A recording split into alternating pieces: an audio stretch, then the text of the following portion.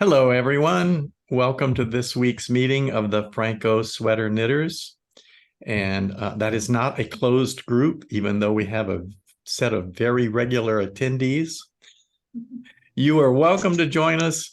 You don't have to have knitted a sweater. You just should be interested in knitting one, or perhaps maybe just want to come share what you're working on with the rest of us. That's fine too. The meeting link is located on the website phrancko.com, spelled PHRANCKO.com. And once you sign up, which is free, you can then find the link to the meeting, which is every Saturday at 2:30 Pacific time. So come join us. Yeah. Hello, Joellen. Hey. Hi, Sumner. Hi, Frank. Hi, Cindy. Hi, Frank. Hi, Kathy. Hi. Hi, Will. Hi, everybody. Hi, Serena. Hello. Hi, Jenny. We're not seeing or hearing Jenny yet. And I missed someone. Oh, hi, Judith. Hi, I just came in. And hello, Hi. Ron. I just came in too. Yes. Judah and I were waiting outside. Well, the door was unlocked. You could have come in before. You didn't have to wait outside. Back it up. We were with Jimmy. She should be here any second. Hi, Jenny. Hi, Frank. How are you? Good. You seem to be here twice. Yes, I was struggling to get in and then I had no sound, so I left and tried again. Yeah. Did you come in from the same place?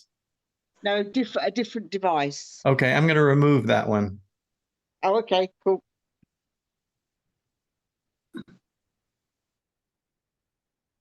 What? Don't report. I'm not going to report you, Jenny. On the naughty step already, and we've only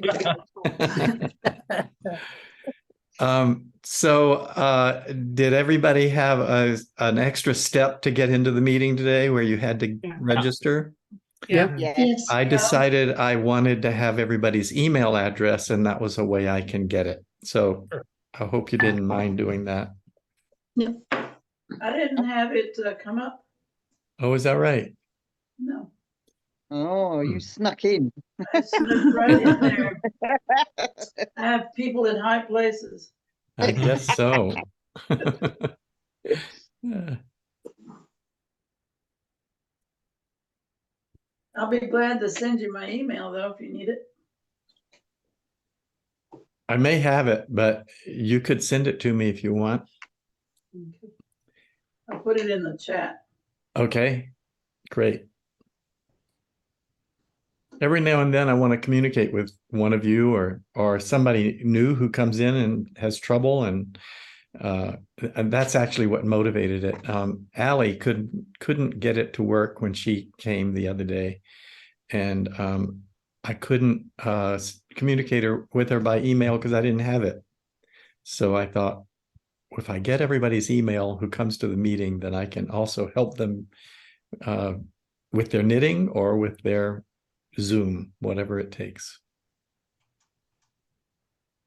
What was the meeting supposed to start at 5? Yeah, no, it's 5. No, I don't understand. What? When I saw that I had to sign in or register, I went back. I don't know. I don't remember all the steps, but at one place it mentioned the time of the meeting on November 11th. And I saw something like 5 p.m. It said it started at 5. But it doesn't instead make of sense. 5:30. Well, I don't know how to change that. I set the meeting a half hour early so we can start gathering before the meeting starts. Okay. So the Zoom time of the meeting is 2 o'clock Pacific time, which is 5 o'clock your time. That's why it said that. Okay, so Zoom makes the time conversion. Yes, it did. Yes. Okay. Okay. It put it in your own time, which is East Coast time, I take it. Yeah.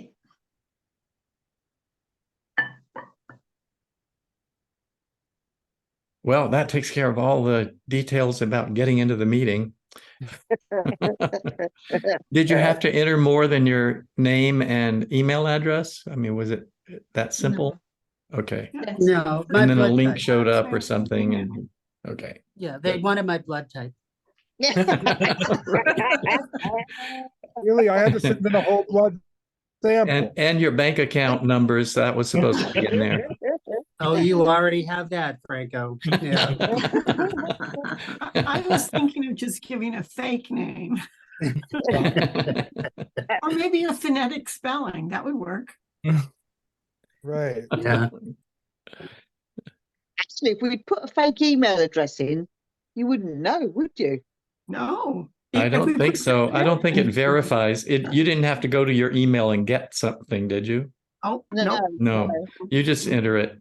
So if somebody wants to put in the wrong email address, that's fine. I'm not trying to police the people. I just think it'd be nice if I had everybody's email address.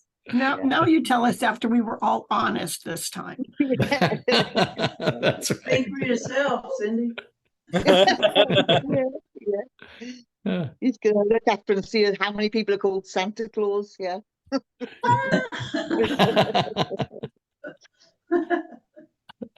Well, this time of year, I don't think it's Santa. I think it would be Tom Turkey. Oh, okay. Oh, of course, you have Thanksgiving, We have don't you? I always forget Thanksgiving. Yeah, about that. Yes, Thanksgiving. yes. But it's been Christmas in the shop since the week before Halloween. You're kidding. Wow. Oh, no, Ron, no. Say that so. I mean, not here, of course. It's never Christmas here. Except when it is. I mean, if it's literally Christmas, it is technically Christmas here because it's Christmas everywhere. But Christmas never bleeds out of the one day it's supposed to be on in this shop. Okay, Not good. every day. I take that day off. Ron, And- you must have dual screens because I can see myself behind you. This is the class. This is the class monitor. Tim just had to teach classes by himself because I abandoned him. And Tim is behind this. You guys are in my Mac screen. Beep, beep, beep. And Tim is sitting behind my laptop. Hi, Dissociate. Tim. Hi, Hi, Tim. Sometimes you have interesting students with interesting habits that may or may not include a vape pen in the car. it may or may not cause a disruptive smell. And may or may not cause disruptions in mental faculties. Yes. I'm hearing voices. Yes. Tim's students today were smoking everything but their shoes. Oh my. But does it make them better students? No. Compliant? Smarter? Not in the least. I would think they would ask less questions. I can't say one way or the other, and Tim's personality is hovering like 3 inches over his head. They were needy people, so they of course needed extra help. Which we're always happy to give. Yeah. We do prefer it if our students arrive ready to understand, but what can you do? I was holding auditions for Steel Magnolias. Oh, that would be great. Yes, I'm looking forward to it, but it meant I I mean, had. the show is great. I don't know the people you were auditioning if they were great. Oh no, it was a lovely time. But it meant I did have my sister coming in to sub in for me because she's primarily a crocheter, and Tim had to do both the knitting class and the crochet lesson today. So I was getting my sister to come in with the crochet lesson, but my brother-in-law has just been called in as a primary for his transplant. For his what? He is getting a new organ. Pipe organ. a pipe organ, a calliope. No, my brother-in-law has been on a transplant list for quite some time. Oh, He's okay. been called down as a second quite a number of times, and it's either gone to the primary or the organ couldn't be given to anyone. And this is the first time he's down as the primary recipient. So Wow. good Oh, thought. good luck for him. Good luck to him. So it's stressful, but it's like, it's taking the next step of this whole process but it's daunting. So my sister said, like, now's the time. It's been kind of, okay, let's do it every time, and now she's growing up. I'm like, yeah, we'll be here. So that's my important family news. So Wow. That's When good will he thought. find out? Good thought. When will he find out whether it can go ahead? In a matter of hours. Oh, okay, that's quick. Yeah. Right. When it is time to go, it is time to go. Wait. Oh, okay. So they can't be more than 4 hours away from the hospital at any time during this entire process. He has to be ready to be there within 4 hours of receiving a phone call. Mm. Oh, okay. And they found out this morning. Oh, amazing. It Very was just good. like that. Fingers crossed then. Yeah, fingers Yeah. crossed. Thank you. So it's kind of I'm finding it hard to knit with my fingers crossed, but I am trying. um, And how you do that is you just cross your ankles. these two. Yeah. Well, I guess a couple of people have said they have to leave early. Serena and Cindy are both here just for a short while. I shared some things with Kathy's knit-along group the other day, and I thought I would share it with this group because Kathy said she'd never seen those slides before. Oh, yes. Do you have another 10 minutes, Cindy or Serena? So I can stay for just about that long, but then we got to be at Mom's. okay, I'll try to just spend 10 minutes or less.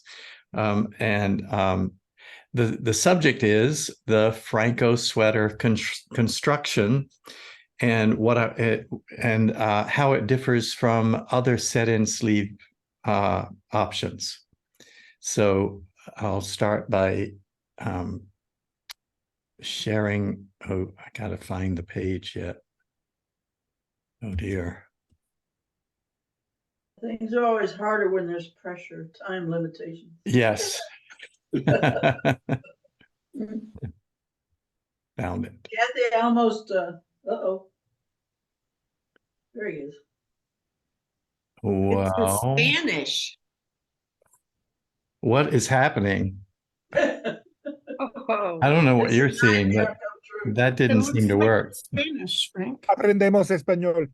true. I'm studying Spanish. Somewhere there's Spanish all over my computer.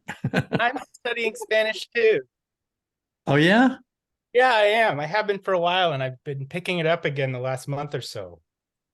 Yeah. I'm using Duolingo and Yeah, me also, too. Oh, we should be other friends on things. Duolingo. Oh, we should definitely do that. Yes. Yeah. Let me try that again. I've got to bring up preview and put that near the top. Maybe that will work. Share screens. Why am I not seeing it?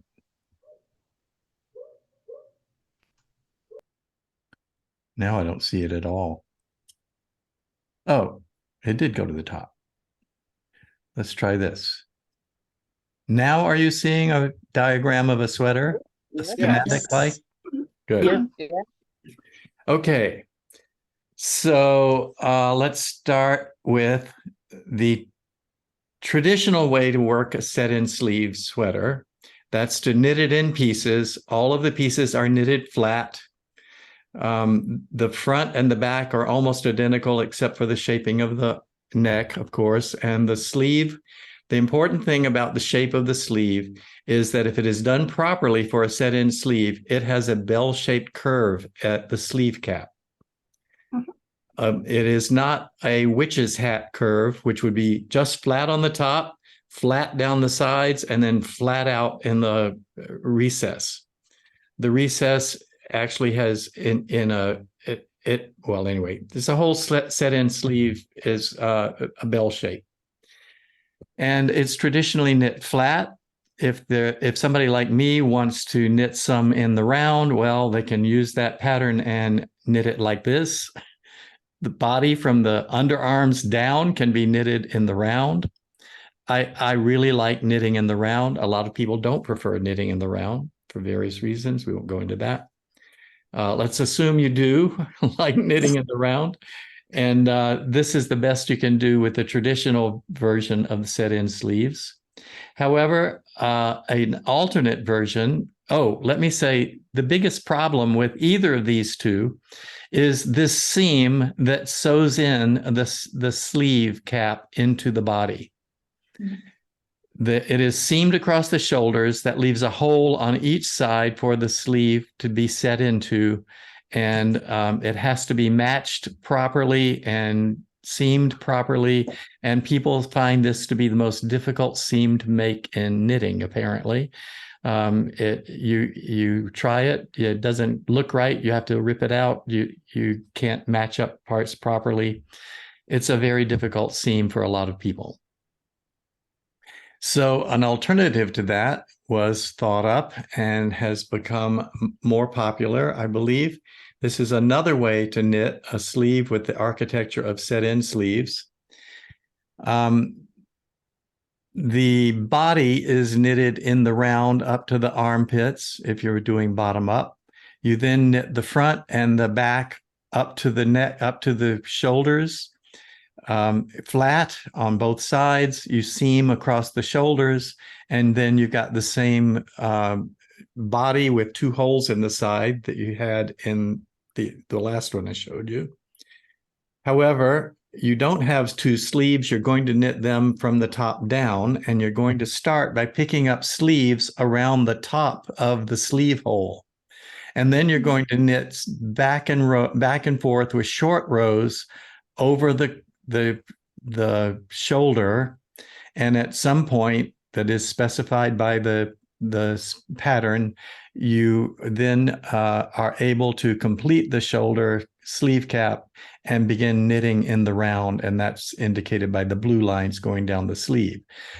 So it has several advantages over the previous type. It avoids having to do that very difficult seam because you merely pick up stitches around it, and more is knitted in the round.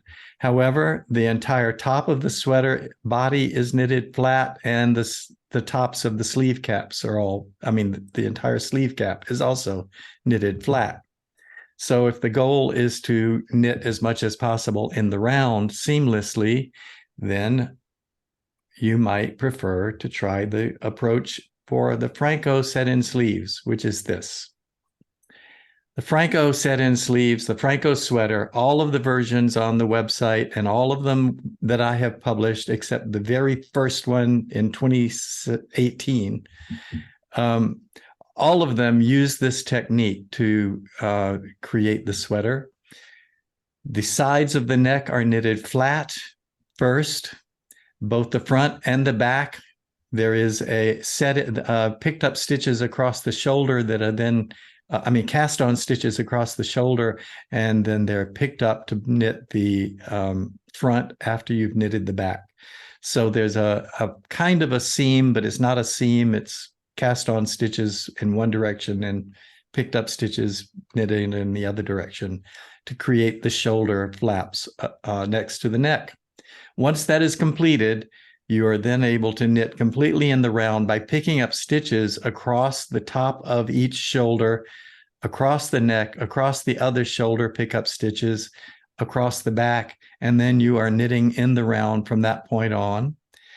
And what I have added as my contribution to the knitting world, because all of this has been described and used by other people.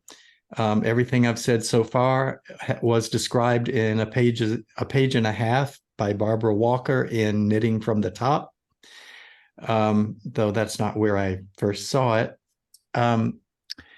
But the difference that the Phrancko sweater makes is that I have calculated where to put increases down this faux seam where the sleeve cap attaches to the body. And the increases are designed to create a bell-shaped curve in that section of the sleeve. So it's the best fitting sweater you can have. And it is knitted completely in the round, except for that little bit across the top. And it has the true architecture of set-in sleeves, and it is seamless. So that's the presentation. Oh, that's good. That is, yeah. I hadn't seen some of those slides either. Well, actually, Are I they have on a the few more, website? but they weren't really necessary. Oh, right. Okay. Let's see. Are they on your website, the slides? No, they're nowhere. Oh, right. They're on my They know that. computer. Oh, I see. Okay. Oh, those are some great slides though. I So like the almost this one, slanted view. this one represents the hole that the sleeve fits into, and is also the shape of the sleeve cap when it is being created. There are Oh, yeah. the top is rounded, then the sides start by being they slope less, then they slope more vertically, and then they slope less again, and then they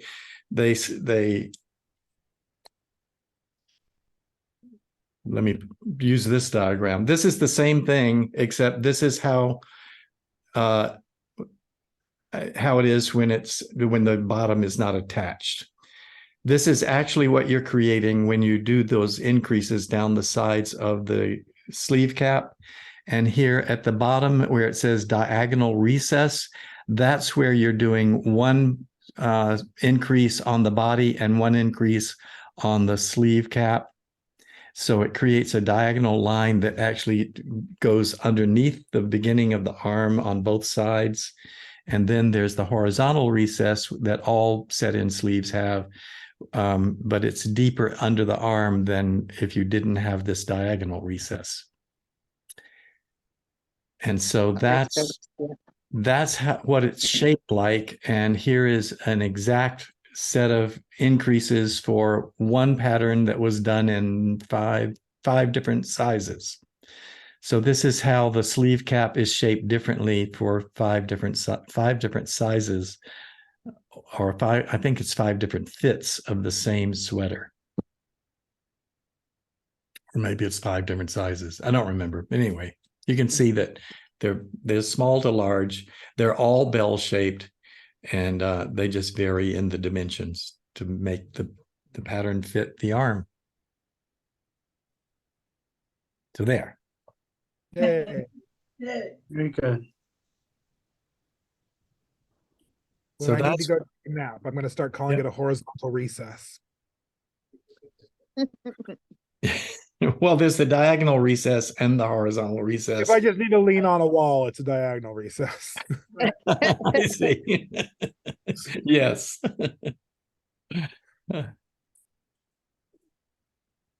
Ron, I was thinking about what you said about you were interviewing, or whatever the proper word is, people for your Steel Magnolias Oh, sure. production. Those are a lot of strong characters in there They that are. you would have to find. They are. We'll get there. I think the bell-shaped curve does you worked that out to work sort of on the principle of the Fibonacci sequence, didn't you? Yes. Wow. You have a top where it's built in and sort of shows it as stripes, don't you? Is that handy?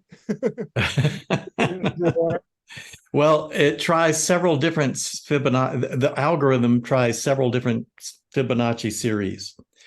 So and it's all how many rows you do before increases. So it might be, for example, you might do an increase every second row, and then for a certain number of rows, then every third row for a certain number of rows, then every fifth row for a certain number of rows, and then back to every third row for pretty much the same number of rows as you did above, and then every other row. So the number of stitches number of rows you're jumping is the Fibonacci series, 2, 3, 5, 3, 2. It might turn out that your sweater uses every row, every other row, every third row, every other row, every row. And that's the Fibonacci series 1, 2, 3, 2, 1, which just sounds like counting. So I didn't use that first. But it can also be 3, 5, 8, 5, 3. I think I did that right. 3 and 5 is 8. Yeah. 3, 5, 8, 5, 3. So it all depends on the gauge of your sweater and the depth of your armhole and the width of your sleeve cap.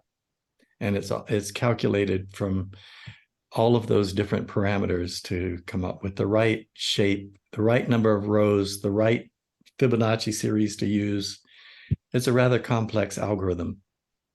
So how did you arrive at using the Fibonacci sequence for that shaping? Is that your work? Did you find that somewhere else? That's my work. I just thought that would be the best way to generate a bell-shaped curve.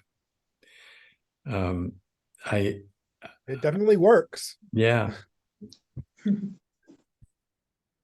Well, this is so far out of my ability to think that that's why I jumped over to the steel magnolias. There, I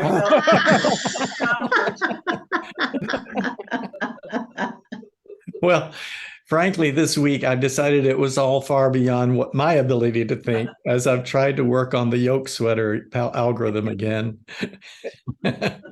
I have been lost in that thing for 2 weeks, and I finally got something put together for us to try.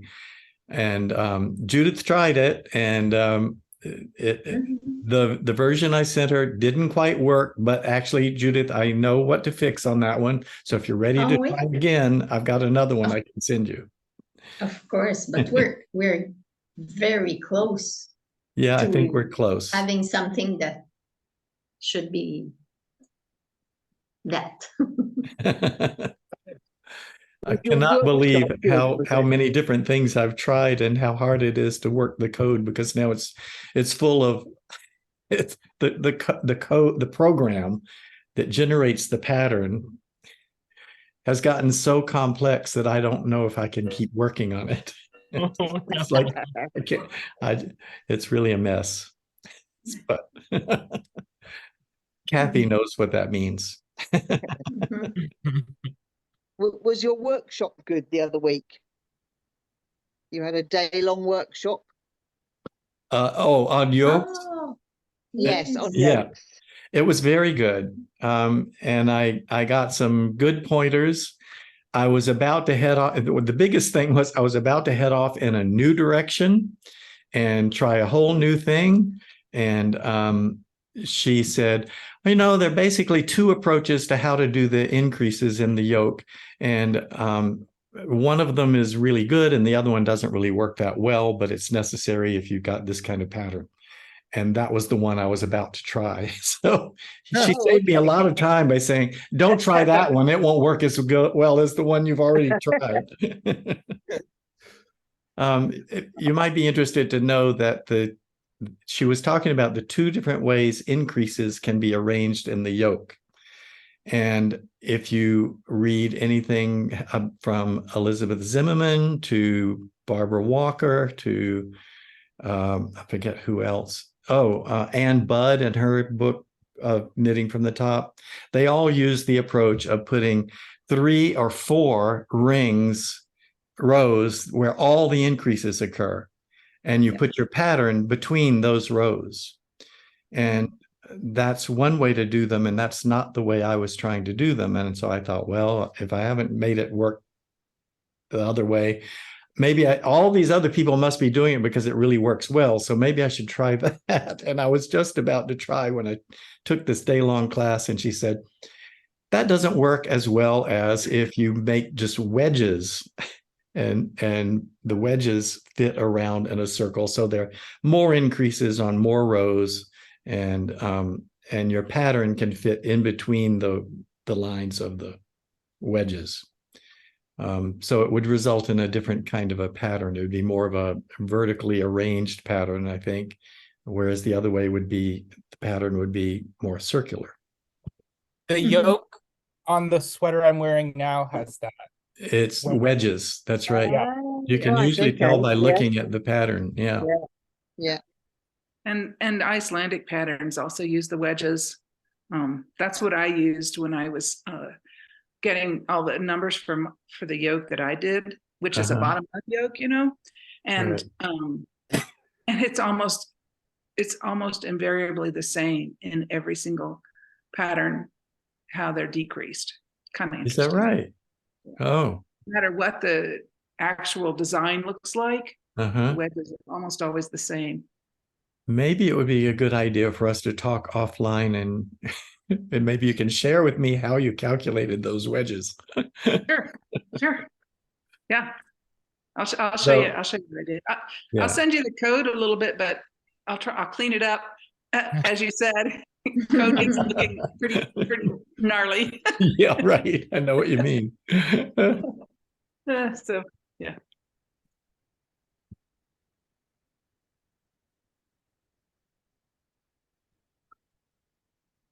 Well, silence. Yep. I was I'm not thinking sure about when. yolks. What? I Everybody's. said I was thinking about yolks. Oh, Well, I just did something. I just sent an email just a second ago. My module 2 design resubmission. oh, Well So oh. this should be the end. Hopefully. She said I Wow. didn't have to redo the numbers in the design exercise, but she gave me a couple of really good ideas and pointers for the sweater design that I was working on, because I really didn't like having large multiples all the way around on a set-in sleeve. And so anyway, she gave me this really good idea of just, why don't you just use purl panels down the side, reverse stockinette stitch down the sides. So I redid all the numbers. It took me 2 days. It's definitely why I like using software.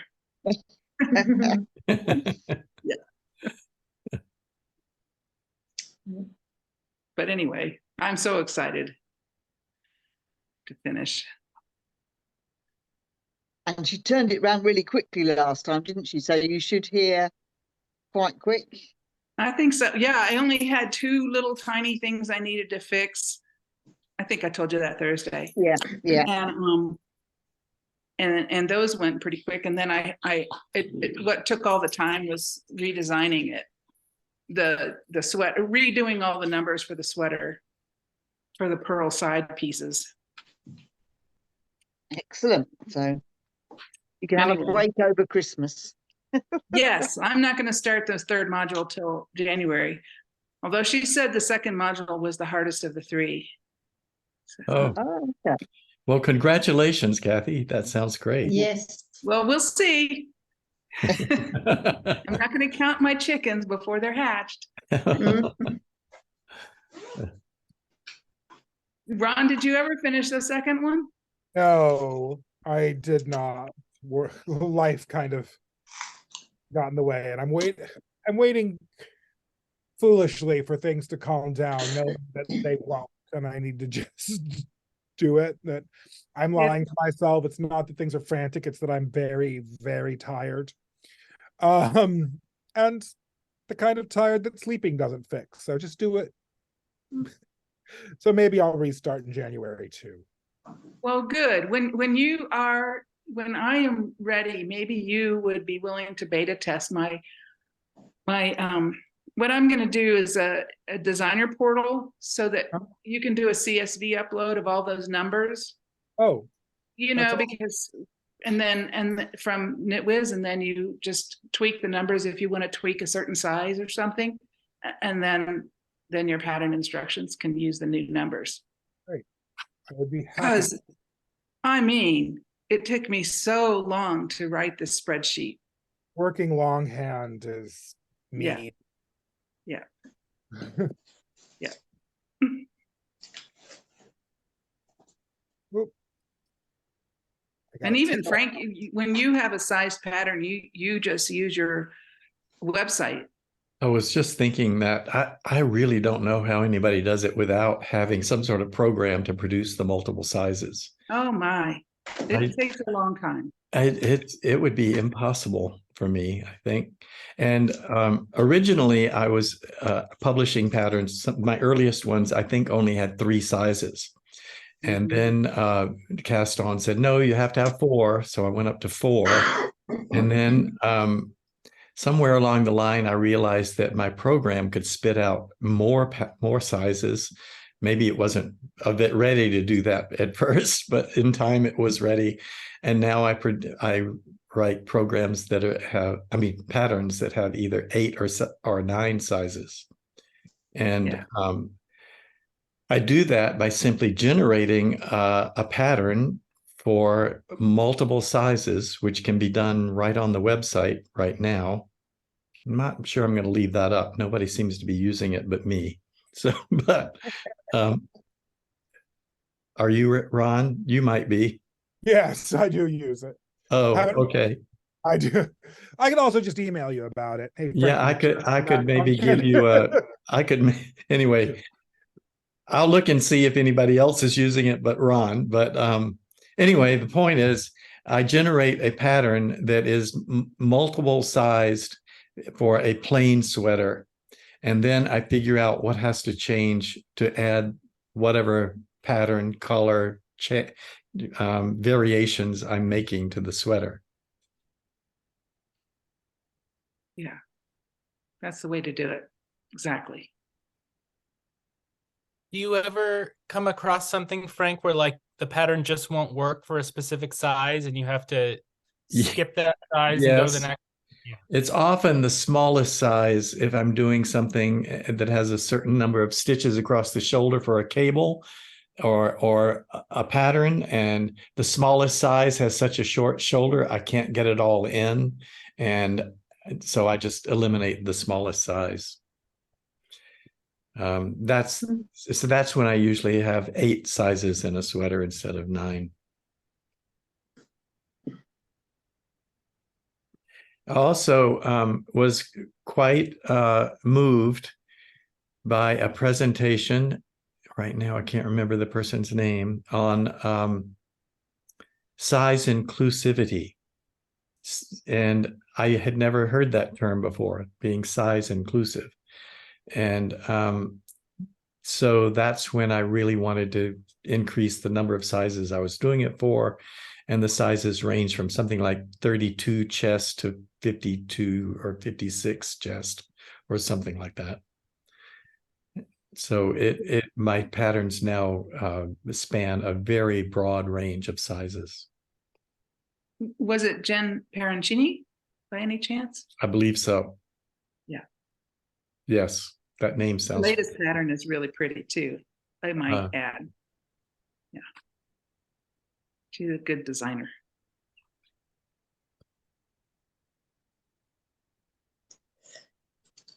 Where did you end up going for your meal last week?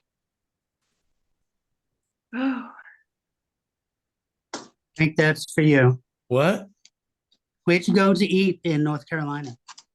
Oh, we just ate right in the restaurant in the hotel. Oh, you didn't go out in the end. Okay, There were 6 of us that got together for dinner, and nobody knew where to go. And then somebody came in from outside saying, well, I was just down looking in the neighborhood and all the restaurants seemed to be packed. And so we walked into the restaurant in the hotel and they could give us a table for 6. So we thought, okay, right. Okay. That settled it. I was hoping it was something exotic like the Cracker Barrel. Jenny's probably never eaten at a Cracker Barrel. I have no idea what a Cracker Barrel is. No. Good, you'll live. You'll live. Yeah. There's a very good Cracker Barrel on Hilton Head. Isn't that an oxymoron? You like bechamel Now, wait a sauce. minute. Let's not Sauce. slam Cracker Barrel. I don't want to get sued. The opinions expressed in the Phrancko Sweaters meeting do not are endorsed by Phrancko.com. Well, I think the bigger issue is that I have to be gluten-free, right? Like it's literally, I will end up in having surgery, you know? So Cracker Barrel, there's probably one thing that I could have on their menu, right? And it's like the pickle, you know? Maple syrup. Yeah. That's So, 3 things. so full disclosure, all on me. All right. I'm thinking of Sidney Powell and others who are being sued by Dominion voting machines for $1 billion. Oh, but they lied. Let's not go down that road, okay? Yeah, but they lied. So that's different. Yeah, and they did it multiple times and swore Oh, yeah. the truth and so forth. So Many people are big fans of the American phenomenon known as white gravy. Oh, I know, right? What is that? I don't know what that is. Sausage, Bechamel grease, and sauce milk. with sausage and pepper. say it again, Ron. It's a bechamel sauce with sausage and pepper, black pepper, gravy. The Biscuits gravy and gravy. Yeah. No, you take the sausage grease, you add flour and milk. Yeah. Yeah. Yeah. Ooh. Yeah. And black Ooh. pepper. No, ew. Sorry. Now. And salt. You gotta have salt. Oh yeah, too much. But I put thyme in mine because you know I'm part French. Love that. I put time in anything. Yeah. One of my garden herbs. It's and a pinch of thyme is much better than like a pint of red wine in your white gravy. That would not do. Right. But so Ron, we Yes. make a Canadian dish that's called creton. Literally, I eat pork fat. So I can't judge. All right. Creton is just pork and pork fat and maybe bacon. You got to add bacon to it. You know, Because you didn't have enough fat already. you didn't have enough Bacon. fat. I went over town a couple weeks ago finding pork fat because I was making cassoulet. Oh, I love that. Cassoulet in English. Oh, so and it was good. very gratifying because I made a cassoulet and it was a cassoulet, like it was crusty. And I had dressed a duck for a meal I made a few weeks prior. So I had just like a big thing of duck fat. So I made cassoulet. And then a friend of mine who was at dinner that evening when I served the cassoulet, she and her partner went to on like their anniversary trip, and they were going to some restaurants in they spent the weekend in what's that place? It's not Mexico yet. San Diego. I don't know why I lost in San Diego. And one of the things they got was a cassoulet, and I got a text in the middle of the evening, like during dinner service, saying this cassoulet doesn't hold. Yeah, yours is better. Yeah. All you got to do is shove that stuff in a pot and let it almost burn. Oh yeah, just fat, more fat, and some beans.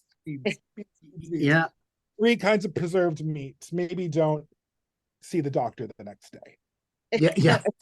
That reminds me of a funny story. One of my brother-in-law's big things that he makes is a seafood chowder in the very thick California style. Thank you. Basically white gravy with clams in it. But we went all out one evening because my family does this. We go all out. And he had a doctor's appointment the next day after just cramming himself full of heavy cream and shellfish. And the doctor's like, I don't know what happened between your last visit and this one, but your cholesterol. You're gonna die. Very worried. Like, yesterday was chowder night. Oh, that is so funny. And well, God I knows hate to end this this brilliant discussion, but we should probably talk a little bit about knitting and what people are doing. Yeah, yeah. Hey.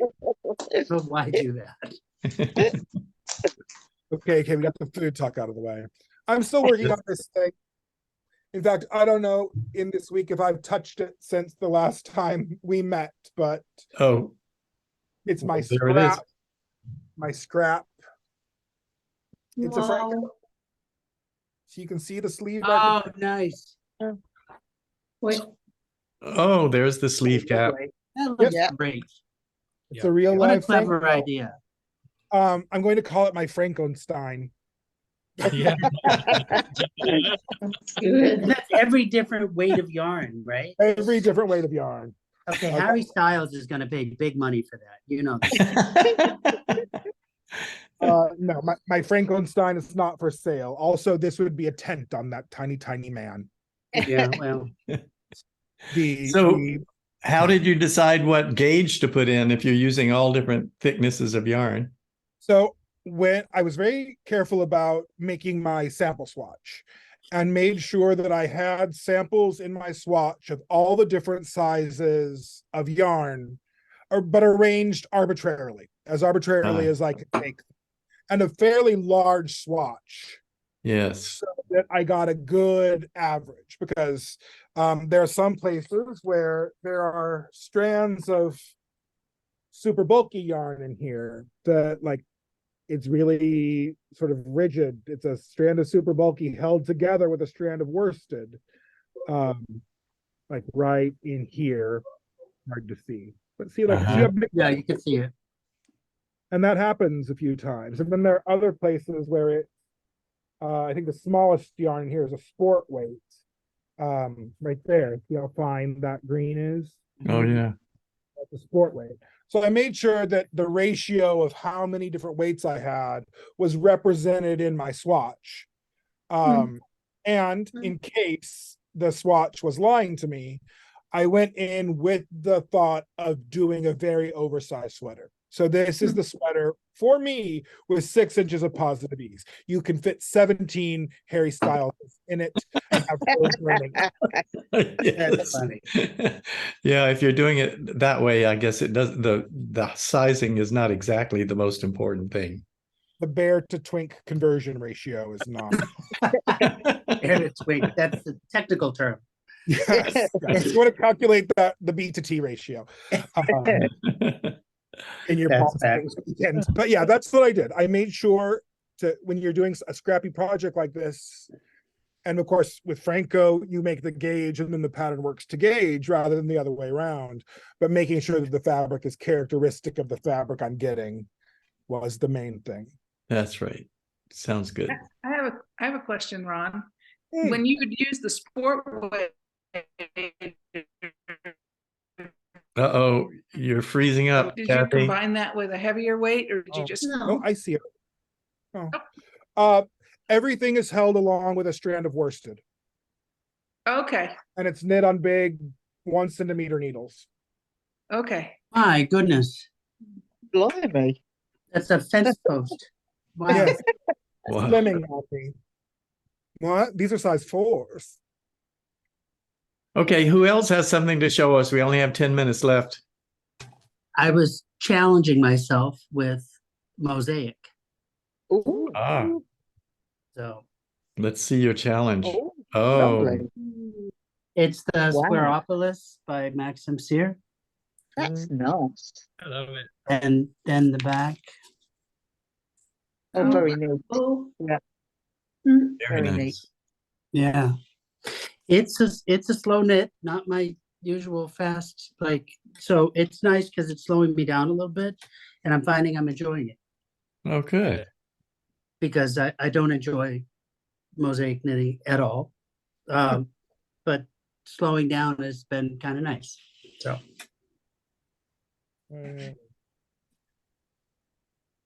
I've got I'm just starting a pair of socks on the needles.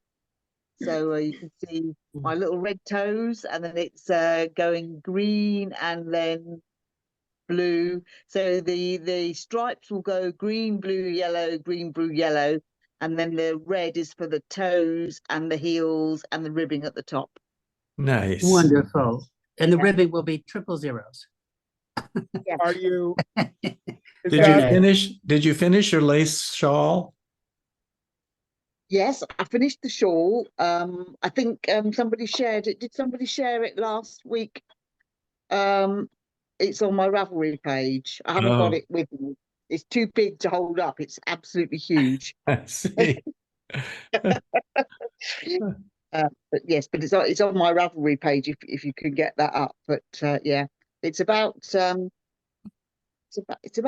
4 feet across, I think.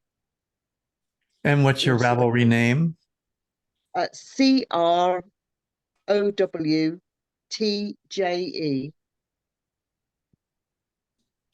What kind of toe did you do for your toe up sock? This is a round toe. It's a free Ravelry pattern for a rounded toe. Yeah, I think I've seen it. Yeah. And yeah. so what cast on did you use? Judy's Magic Cast On. Okay, cool. Yeah. Are socks for you or are they a gift? For me. Yeah. Cool. I've only got 20 pairs of socks, so I do need another pair. Yeah, me too. Well, you've gone from 4 feet of shawl to 2 feet of socks. Is it in your projects list? Yes, it'll be this. If you go to the projects, it'll be the second one in. I see scraps blanket, lattice love, basic socks. Does this sound like the right place? Yes, but it should be, so Lattice Love is the one I've just finished, and it should be next to that, because they should come up in date order. Do they not come up in date order? I don't know. Let me see if I can find out what it's called. On my screen, they show in date order that they're finished. I'm not seeing it. Oh, okay. That's What bizarre. is the name of it? I can search the projects for a name. Yeah, just give me 2 ticks. I'm just going to have a look. Oh, okay.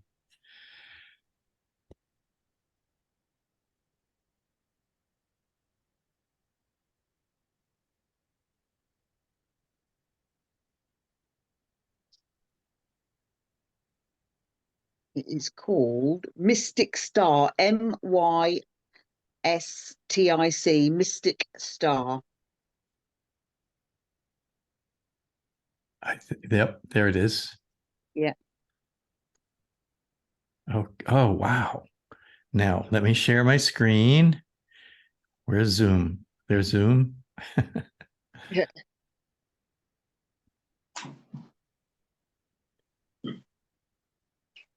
Oui. Wow. Impressive. Oh, c'est beau. Ramba. 4 feet. Yeah, it's huge. Look at this beautiful work. Mm. Amazing. So I had to stand on the top of a ladder to take a photo. Wow. Oh, that's really lovely. Thank you for sharing that. Okay. Yeah. You're amazing, Jenny. It was a good knit. I really enjoyed knitting it, actually. Yes. Apart from the bind off, which took about a day and a half. Quick question about your socks. Are the stripes individual yarns or a self-striper? It's a self-striper.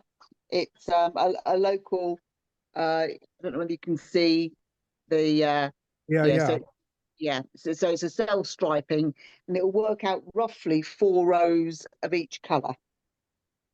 Oh. Yeah. Sounds like it was designed for socks. Yes, it was. I'm trying to think. It's a local. It's a little company called Down Sheepy Lane, which is yeah, and it's a jelly bean sock. Someone else want to share what they're working on?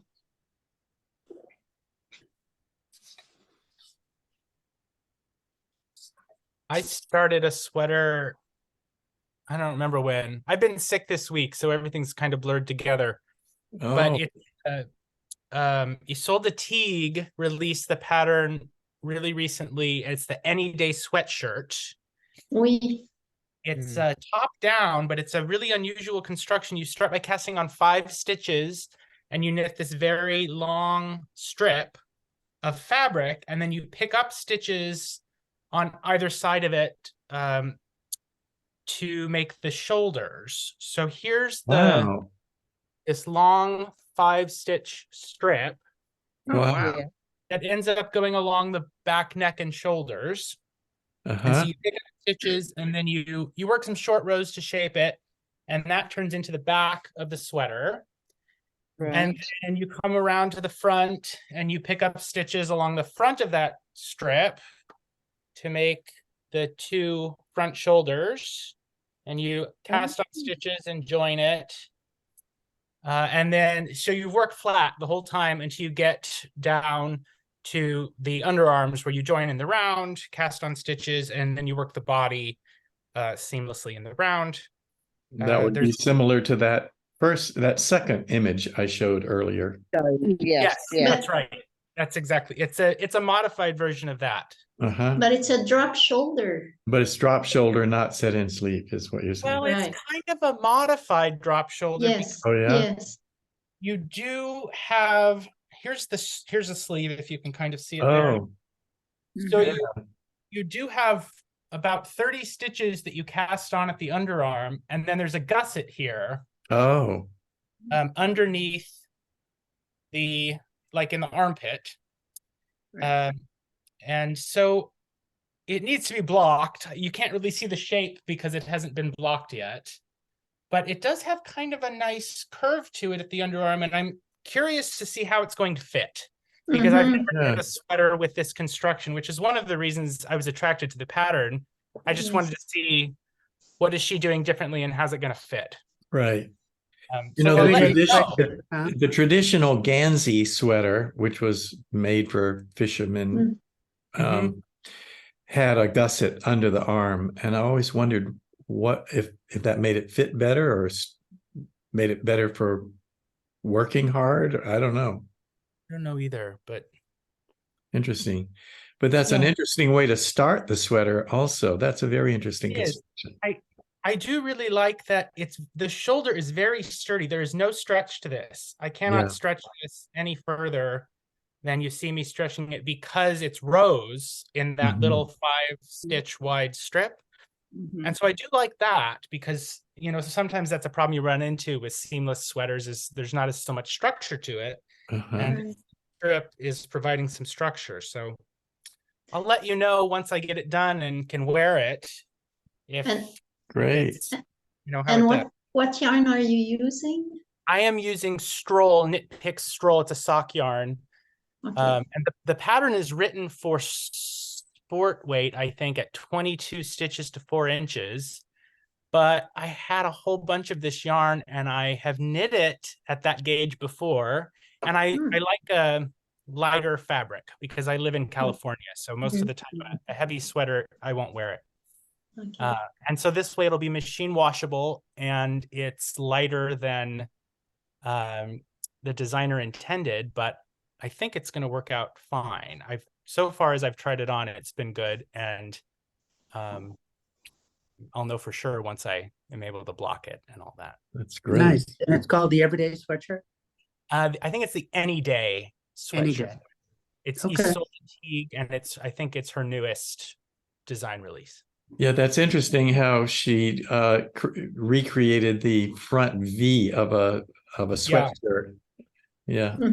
That little detail. It's just some cables, just little cables and is that right? Bye, everyone. Bye. I guess it's actually time to end the meeting, and so I'll see you all next week, I hope. Okay. Thank you. Bye-bye. Bye, everybody. Bye, everybody.